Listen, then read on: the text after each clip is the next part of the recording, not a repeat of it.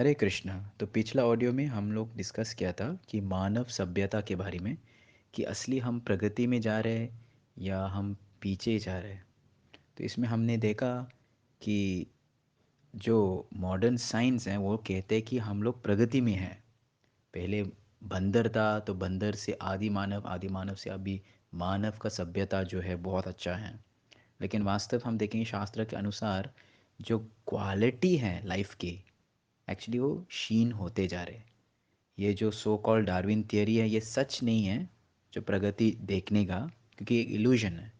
तो उसके बाद किसने पूछा कि आप ऐसा कैसे कह सकते हैं, क्योंकि हम देखेंगे कि मॉडर्न साइंस के द्वारे बहुत सारी चीज़ प्रगति उन्नति में है। तो इस चीज़ हम कैसे डिनाई कर सकते हैं? तो हम डिनाई नहीं करते। हम देखेंगे मॉडर्न साइंस में इतना टेक्नोलॉजी बढ़ गया कि लोग समुद्र के नीचे जा सकते हैं सबमरीन के द्वारे, और आसमान आकाश में भी जा सकते हैं। ऐसे सर्जरी कर सकते हैं कि लोग का कैंसर बॉडी से निकाल पाया।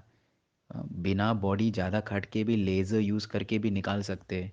ऐसा क्या क्या नहीं कर सकते। हार्ट अटैक का पेशेंट, हार्ट का पेशेंट भी वो पैर से एक कुछ तो डाला, वो हार्ट तक वो सर्जरी कर सकते हैं छोटे छोटे माइक्रोस्कोप से। तो हम देखेंगे में साइंस में प्रगति बहुत है। लेकिन शास्त्र भी ऐसा इतिहास है कि कहते हैं कि पुराना ज़माने पे जो ऋषि मुनि हैं वो लोग भी तपस्या करके तपश्चर्या करके ऐसे सिद्धि प्राप्त करते, जहाँ ये सारे चीज़ जो मॉडर्न वैज्ञानिक लोग करते हैं वो पुराना टाइम भी करते हैं। पुराना टाइम में हम लोग शास्त्र में अगर पढ़ेंगे हम देखेंगे, जैसे शबरी एक ऋषि है, शबरी मुनि। उस वो नदी के नीचे, वो समुद्र के नीचे बैठते तपस्या करता है। उसका कुछ ऑक्सीजन मास्क कुछ नहीं है, लेकिन उसके पास सिद्धि है। हम लोग देखा कि कुछ कुछ साधु लोग जो है, वो सिद्धि जो ऋषि मुनि हैं, वो सूर्य किरण के ऊपर चल के जाते हैं, बहुत हल्का बन जाते हैं, अलग अलग लोक में जाते हैं सिद्धि के द्वारा। ये एक एक प्रकार की शक्ति है जहाँ उसका तपस्या से आते हैं, तपोबल बोलते हैं।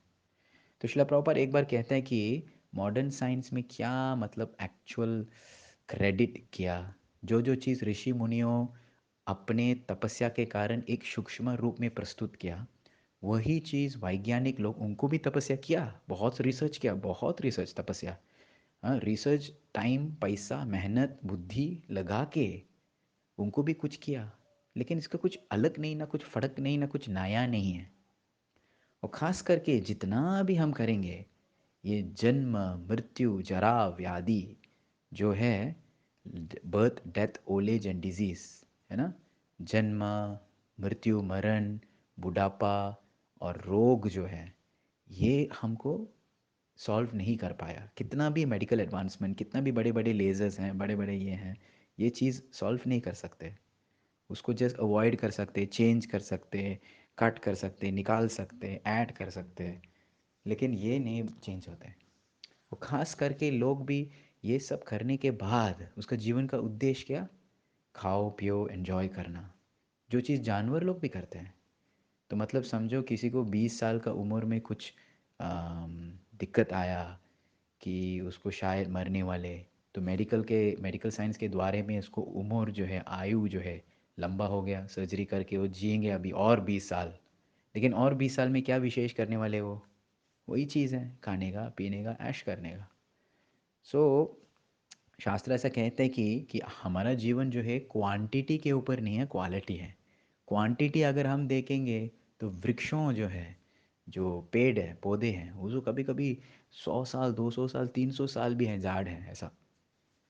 तो quantity of life does not matter, कि जीवन का क्वांटिटी कितना है, मेरे पास क्या है, मैंने क्या किया है, वो ग्रेट नहीं है। लेकिन क्वालिटी है, अब क्या लाइफ के साथ क्या किया आपने, कि जीवन का उद्देश्य को पूर्ण किया कि नहीं। सो हम डिनाई नहीं करते कि मॉडर्न साइंस का आ, बहुत किया प्रगति एंड ये सब किया, पर एक प्रकार की वो जाया कुछ विशेष नहीं। जो पुराना टाइम में ऋषि मुनियों जो सूक्ष्म रूप किया, अभी ये लोग ने थोड़ा अपने स्थूल रूप, थोड़ा ग्रॉस फॉर्म में कर रहा हैं। लेकिन फिर भी करने के बाद सेकेंड पॉइंट ये कि उसका एक्चुअली लाइफ का मेन प्रॉब्लम जो है जन्म मृत्यु जरा व्याधि सॉल्व नहीं कर सकते, सेकेंड पॉइंट।